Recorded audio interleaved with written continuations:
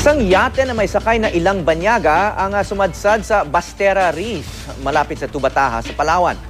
At kaugnay niyan, makakapanem natin si Lieutenant Greyanata Jude, tagapagsalita ng Philippine Coast Guard, Palawan. Magandang umaga po, Lieutenant Jude.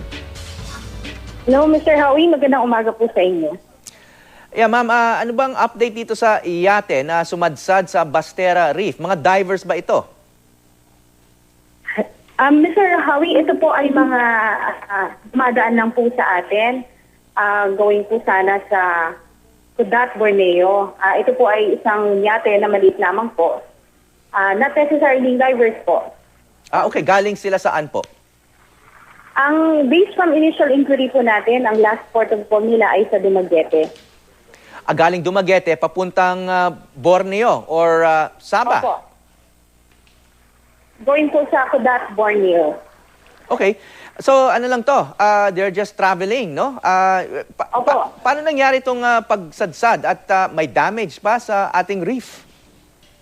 Well, ito pong according po dun sa statement ng kapitan, siya rin po yung isa sa dalawang crew ng yate. En route po sila going to Kudat at dinadaanan po nila yung Bastera Reef. Ang Bastera Reef po is approximately 49 nautical miles from Tubataha. So, napakalayo po from Tubataha. Ito pong Bastera Reef na ito, maliit lang daw po siya. Mga doble lang po siguro ng isang basketball court, ang lawak po ng reef. And most of the time, nakasubmerged lang po. According to her, doon sa chart niya, ay malayo pa po siya sa reef. Unfortunately, hindi nagtugma siguro yung chart niya at doon sa current location ng reef at doon na po nasadsad po sila. With regards po sa damage ng yate, hindi po nila na-assess ng maayos yung damage. But doon po sa guide na, o pag-swim po nila, may tubig na daw po yung some portion po ng yate. At nakatagilid na po on her port side yung yate. Yeah. Anong nationalities yung nasa yate na to? Ang kapitan po ng barko ay isang American citizen. Yung isa pong kasama niya, resident po ng Palau. Resident ng Palau. So, dalawa lang silang on board? Yes, sir. Dalawa lang po sila. Oh. So, ang karaniwang paraan para makaiwas sa mga obstacles na yan sa dagat ay yung charts lang o may mga marka ba itong mga reef, mga warning signs na mababaw na o may matatamaan silang ganitong klaseng obstacle? Usually, sir, meron po sa charts natin, yung pagsa-sailors po, meron po talaga tayong charts na ginagamit. This one po sa kanilang side, meron daw po sila ang reference nila ay electronic chart. Okay. Daanan talaga yan ng mga tao rin na gustong mag-dive sa Tubataha, no? Nag-uumpisa na ba yung dive season dyan sa Tubataha? Opo, ang dive season po, nag-start na po nung last week ng February.